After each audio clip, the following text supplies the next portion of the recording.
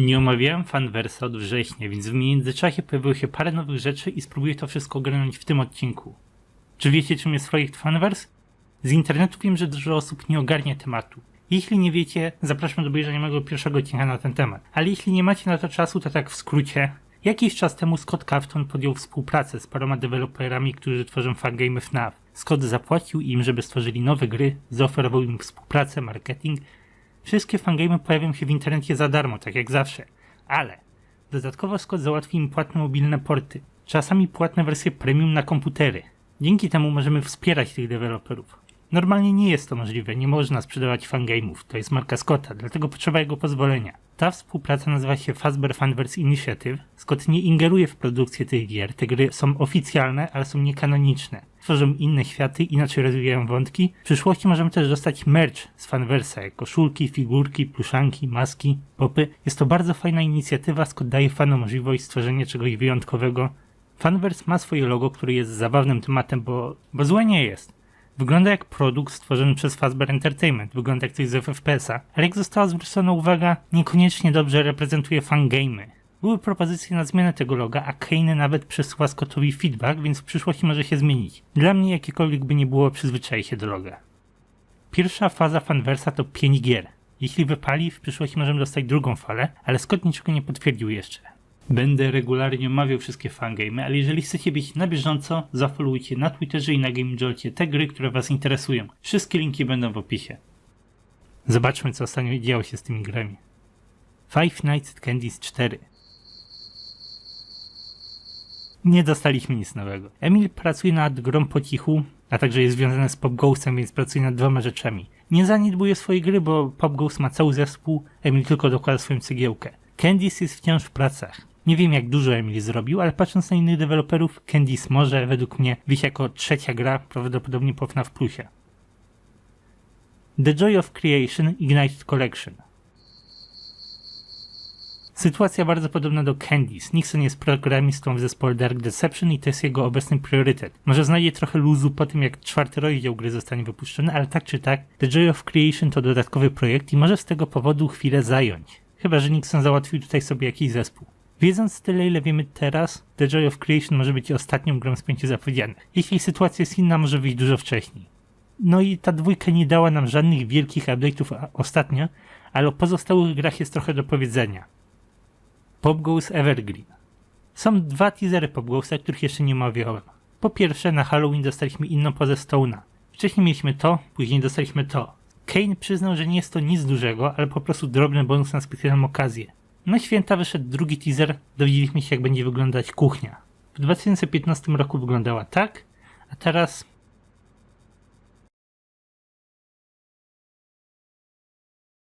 Widać parę drobnych różnic w redesignie. Z kuchnią było trochę chaosu, rzucili gotową wersję, ale musieli ją zdjąć, bo zaszła pomyłka. Modeler użył gotowców z internetu na niepoprawnej licencji. Zmienili złe propy w nowym renderze, a potem dostaliśmy obecną wersję z zupełnie nowym światłem. Kuchnia wygląda świetnie i jest pełna szczegółów. Na pudełkach jest informacja pizza upieczona przez robota, a cały system jest w dużej mierze automatem do pizzy. Oryginalnie Pop Ghost też piekł pizzę, ale stara kuchnia tego nie pokazywała w żaden sposób. Kane wyjaśnił też parę rzeczy na temat oświetlenia pokoi. Wcześniej używali świetlików dachowych, okien na suficie, co dawało fajny feel, widać go w arcade roomie i widać na starej kuchni, niebieska kolorystyka. Wyjaśnił jednak, że ten styl miał swoje problemy. Można poczytać, jeżeli ktoś jest zainteresowany, ale w skrócie styl był problematyczny. Obiekty były niewyraźne, za ciemne, a pojawił się też pomysł systemu upór dnia, żeby gra zmierzała do poranka. Da się to zrobić w niektórych miejscach, ale zmiany w świetle w każdym pokoju były zbyt wielkie, niemożliwe na click-team. Zrezygnowali z tego i przeszli na latarki na kamerach. Inny feel, ale też dobry i trochę praktyczniejszy. W listopadzie dowiedzieliśmy się też o paru planach zespołu. Nazwa Pop Ghost Arcade 2020 Edition została skrócona, teraz mam po prostu Pop Ghost Arcade, a to stara wersja jest nazywana Pop Ghost Arcade 2016. Zespół wciąż rozwija tę grę i tworzy dodatkowy wątek fabularny. Mobilne porty będą płatne, więc zespół chce dać w tej wersji coś więcej, nowe itemki, lokacje, nowy finalny boss. Wersja premium prawdopodobnie będzie też dostępna płatna na komputerach. Oczywiście wszystko co najważniejsze będzie dostępne w darmowej wersji, nie musicie płacić za prawdziwe zakończenie. Kane pracował też nad dodaniem regrywalności do gry. Będą znajdźki do odnalezienia, całkowicie kanoniczne do przejrzenia w jakimś menu, będą niekanoniczne skiny na telefon do odblokowania, tak jak to było w oryginale, ale tym razem będzie można ich użyć w każdej nocy. Będą wyzwania do pokonania dla tych skinów. Niektóre z tych wyzwań są bardzo proste. Przejdź pierwszą noc to będzie pierwsze wyzwanie, które każdy przejdzie. Kane jest też bardzo zadowolony z niektórych zmian w reboocie. Niektóre postacie dostaną zmienione mechaniki, Panika, Pop Goes i wiewiórki będą miały swoje dodatkowe twisty, ale mechaniki będą też wyjaśnione w prostszy sposób, więc nie będzie za dużych niejasności. Możemy się też spodziewać jakichś ważniejszych zmian w fabule.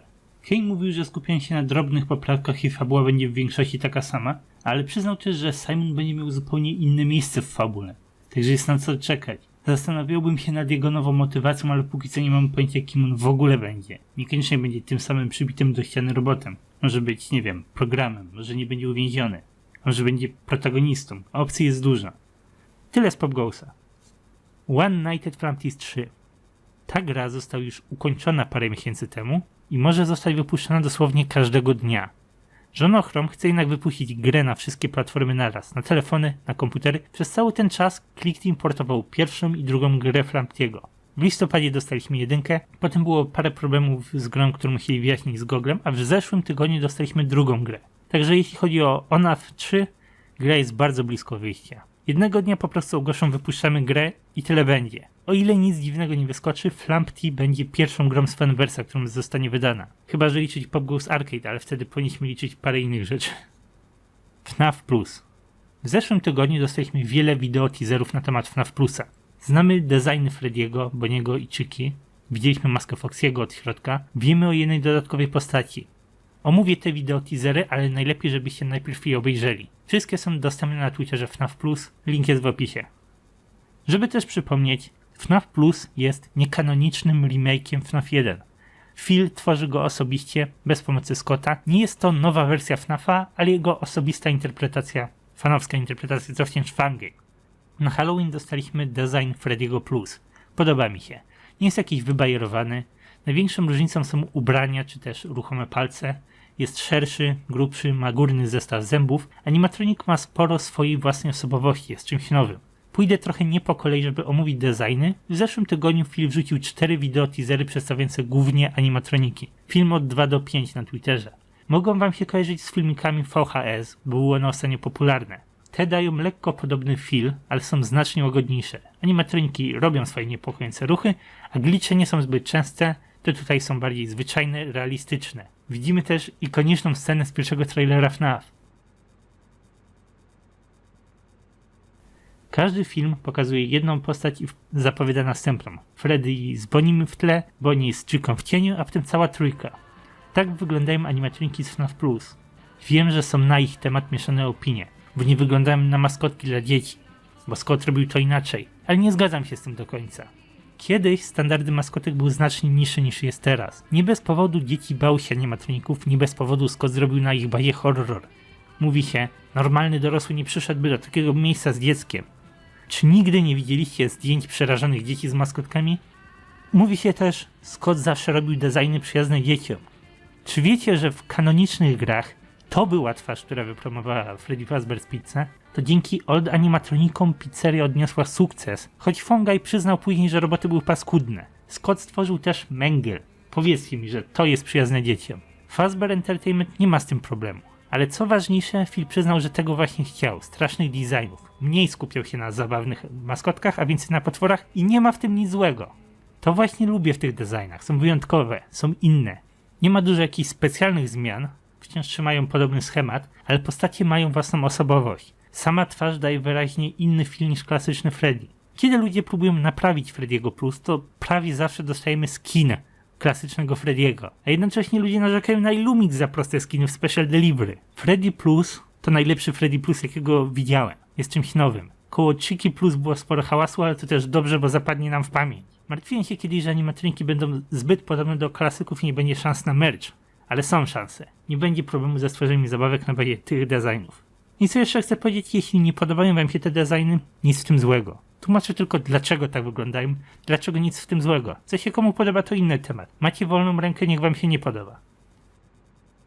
FNAF Plus to reboot, więc pojawia się pytanie, co Phil zrobi, w jakim kierunku pójdzie. Możemy teoretyzować. Na Halloween dostaliśmy environmenty. Render wygląda na Supli Closet. I z całego tego obrazka moją uwagę najbardziej skupił Helpy.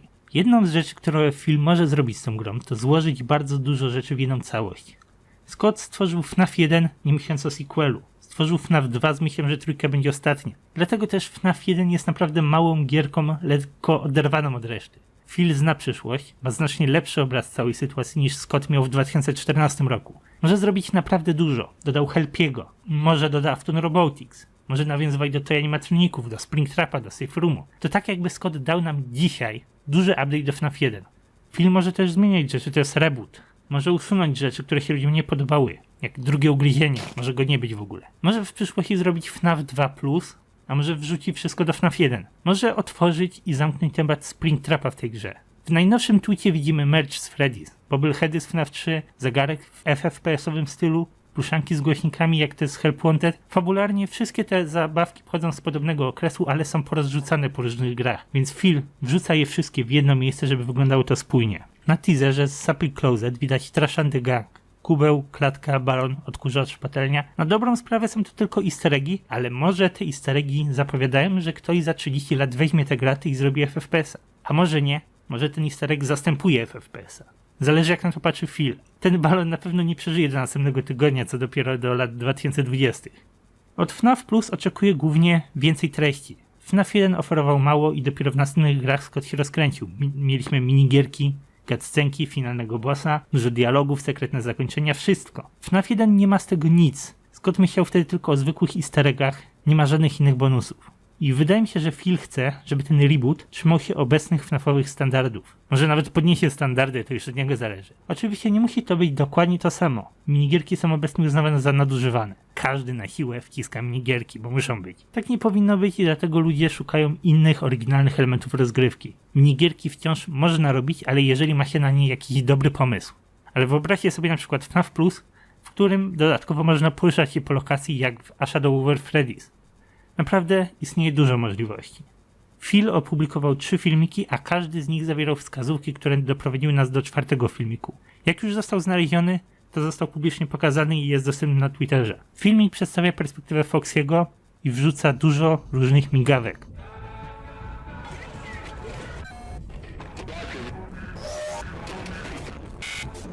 Otworzony plakat z FNAF 1, animatroniki na scenie w nocy, parę różnych pokoi, oczy w słoiku, marionetka, Price Corner, Freddy grający marsz Toreadora. Często widzimy wyjście i może być to ważny wątek w grze, animatroniki próbujące stąd uciec.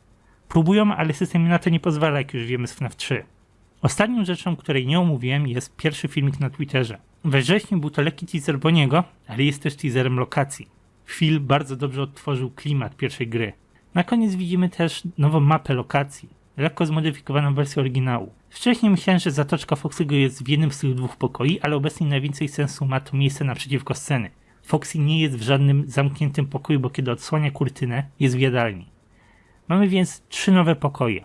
Wejście do kuchni jest też teraz przeniesione, znajduje się w korytarzu, a nie w głównej sali. Wydaje mi się, że cel jest taki, że pokoje dla personelu wychodzą z korytarzy, a pokoje dla klientów z głównej sali. Wyjątkiem jest backstage, bo wydaje mi się, że to jest właśnie backstage, jest najbliżej sceny. Zgaduję, że te 2 nowe pokoje to Price Corner i jakiś party room. Ten na samym dole to coś nowego dla pracowników. Oczywiście Phil zostawił też puste miejsce nad toaletami, gdzie zawsze był safe room, więc bardzo prawdopodobne, że jest tam ukryty. Tyle widzę na ten moment. Mógłbym jeszcze więcej o tej grze mówić, ale to materiał na inny odcinek. Póki co, to tyle. Omówiłem wszystko, co najważniejsze. Jestem ciekaw, czy Phil będzie kontynuował współpracę ze Scottem i zrobi FNAF 2+, ale nie wiem. Jakby zrobił z tego serię, to fani pogubiliby się w tym, co jest czym. Jakby to był oficjalny, kanoniczny reboot, w którym bierze udział Scott, to może, tak to nie wiem. Ale to tyle z newsów. Niektórzy deweloperzy dają nam więcej update'ów, niektórzy mniej, ale wszystko idzie powoli do przodu. Jeśli mam strzelać, to w okolicach marca-kwietnia będziemy już mieli Flamtiego 3, ale to tylko moje zgadywanki. Jeśli wezmą się za konsolowe porty Flamtiego, to może znacznie później. Dziękuję za oglądanie i liczę na wasze komentarze. Jest naprawdę dużo rzeczy, na które możemy się nakręcać i na pewno jest dużo do powiedzenia na temat tych ostatnich teaserów. Ja najbardziej czekam na Candice, bo wciąż niewiele wiemy o tej grze, wygląda ciekawie, ale Pop Goes i FNAF Plus są prawie równie wysoko. Także dziękuję za oglądanie, zapraszam do skomentowania i zobaczymy się poniżej.